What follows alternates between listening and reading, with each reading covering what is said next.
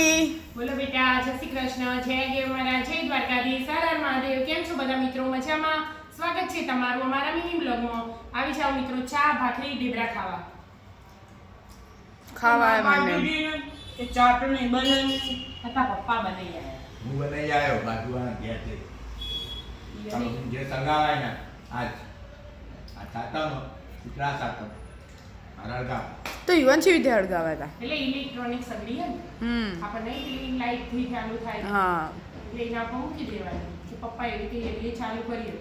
આપણા ગોમ હોય એટલે હે ને. હા